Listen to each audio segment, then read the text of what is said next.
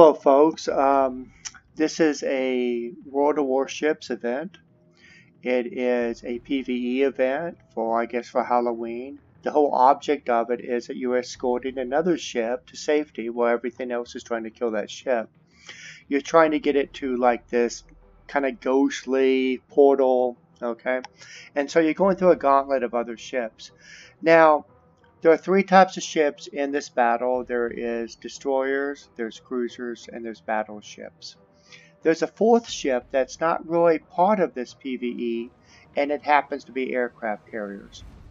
Now, right now I'm playing a cruiser, and that's what I typically do play is cruisers. Anyway, though, kind of going through it a little bit, but this is, as you can see, it's kind of an interesting map. That portal in front is where they're heading, okay? So, to go through the ships that are actually in this battle, the destroyers is the smallest of the ships and the hardest hitting of the ships. I mean, it's kind of contrary to a lot of other games. Usually, like in World of Tanks, the smaller tanks obviously don't do very much damage, and the big tanks do lots of damage. Well, in this case, though, destroyers have a tendency to do a lot more damage, okay? The reason why comes down to the torpedoes. The torpedoes that they drop in the water hit below the water line, and they do lots of flooding damage, and I mean, it's pretty damn deadly for any ship. And destroyers are also the most mobile of the ships, and they zipping around, and so that other things can't hit them as much. Okay, and I think in a lot of ways they have a higher skill rating that you need to actually learn. The second, so battleships fear destroyers. They fear them because battleships have a tendency to move slower and not as mobile, and here comes a destroyer with a shitload of torps. Okay, so there you go. That is really it for destroyers. And with cruisers, on the other hand, though, cruisers is the destroyer killer. Okay, that's really the thing about cruisers. Cruisers have two main functions. They're really good at killing destroyers, and they're also good against anti-aircraft. They have the best anti-aircraft typically because they're very mobile. They got good, and they kind of are often used to protect the slower moving battleships. Okay, so and I have a tendency to play cruisers. Cruisers is a very midline type of ship. They have fairly good range, and they have a lot of good accuracy. Okay, so that's what I'm doing right now. And usually a cruiser against a battleship, the cruiser's going to get its ass kicked because cruisers are not very good against battleships. They can maybe set fires and things on the battleship, but they're not really good at taking it down. Now, then there's battleships. Battleships are tough. I mean, they are not as accurate, and they're slow moving, but they have long range, and when they hit something, they hit it hard. So battleships are often like almost like the backbone of a group, because it takes a bit to take them down. And not only does it take a bit to take them down, but they can repair themselves a couple times in a match, and so they have the ability to just like bounce back. They're doing fine. Okay, so those are the three main types of ships in this battle, the PvE. The fourth ship that we're not seeing here, which is extremely important, is all the carriers, aircraft carriers. Aircraft carriers carry a lot of different planes. They carry actually, I guess like maybe just 3 different types of planes, but they carry a lot of different squadrons that they send out. They carry normal fighter planes, which are designed to kill other planes. So you have a defensive type of mechanism with some aircraft carriers, and their entire job is to kill the enemy aircraft. Obviously, there's a problem with that if you find that you're in a game where there's no, aggressive aircraft. Like everyone's defensive. But still, though, that's one option. The second option for aircraft is that they could be bomber type of aircraft that drop bombs on planes. And the third type are torpedo aircraft. And what they do is that they drop torpedoes in the water.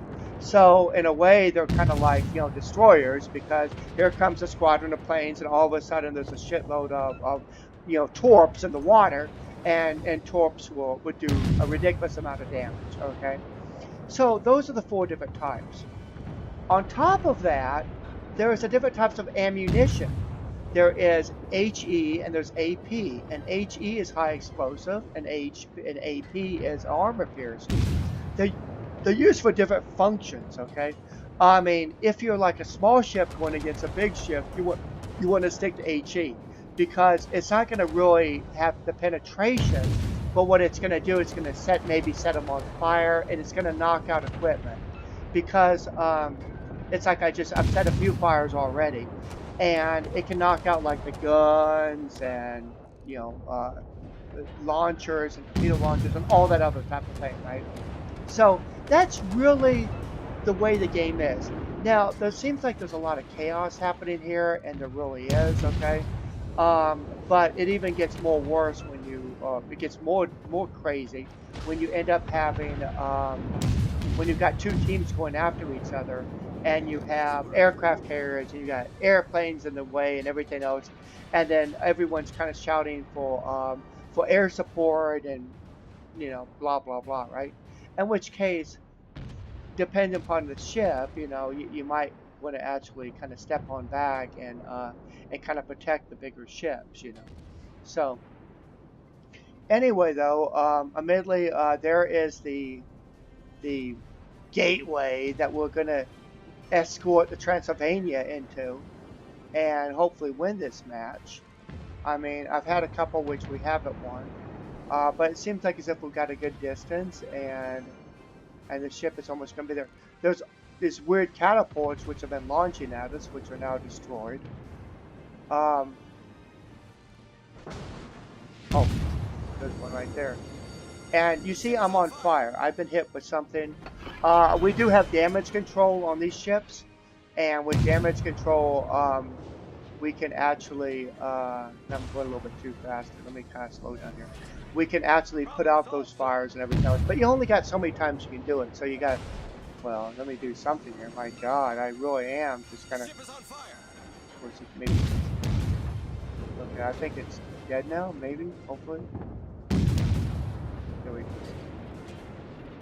But the game is very, very strategic. Very, very popular. World of Tanks is arguably probably one of the most, if not the most profitable free-to-play game around. I mean, it's horribly addictive. And then this is kind of like this is World of Tanks, which is the actual group is called Wargaming, makes World of Tanks and World of Warships, and they have they've created this game also. So. See if I can put out that fire yet. Yeah, I can now. Good. See, like, I just took a hit there, and some of my AA guns, and a lot of times you have to lead the ships. Look at that. Yeah. Should be paying more attention, trying to avoid these things. Oh my God, can I get away from that? Look at that. Look. No, I guess not. But I do have an ability on this ship where I can repair myself. So you just see I just jumped up and repair. Most cruisers cannot do that. They usually cannot repair themselves. I think it has to do with this mode. When you're really high level cruisers, things are a little bit different. Okay, kind of rules kind of change a bit.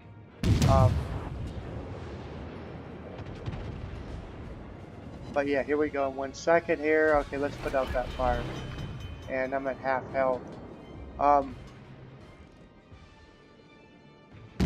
The thing that's really good about this game and World of Tanks is that it's not a Twitch-based game. You do need to be good. You do need to be actually, fat. In some ways, you need to know how to react to things. You need to know how to lead the target, etc., etc. But on the other hand, though, it's not like, oh, you're a 16-year-old that's got incredible reactions, and it's all based upon what your reaction speed is. There is a fair amount of thought to this game, and there's a lot of strategy because these ships don't move fast. I mean, they really don't. I mean, I'm at full speed right now, so to some people this might be a kind of a slow-moving game. I mean, but it's fast enough so that it's not boring, okay? And it's slow enough that you can actually make a lot of decisions and on how to respond, okay? And the other thing is that the game is um, it's obviously a PvP game. In this case, I'm playing PvE, but the PvP aspect is kind of arguably better than any other game. And I know that sounds kind of wacky to say that, and I'm going to be dying here soon.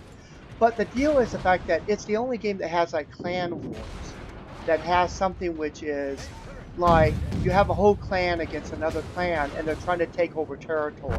So, For Honor was they have like this little thing where you'd play and you'd have like territories you took over. But World of Tanks and World of Warships, hopefully in the future, is really the master at it. What they do is that they have like places all over the country, all over the world, and they have these territories, and your clans try to take over those territories. And once they take them over, they hold them. And then you have these clan battles between other clans to try to hold those territories or lose them. And if you hold them for a while, then you get gold, which you can spend on other things instead of real money. And it's very professional in a lot of ways. The clans are very serious, I guess I could say. And I've been in a few of them with World of Tanks, and we've had a whole bunch of victories and all that. But I think we failed. Never made it. I don't think it was really heading toward the gateway that much. But anyway, though. Okay, well, that's it for this video, and hopefully it recorded. Okay, bye bye.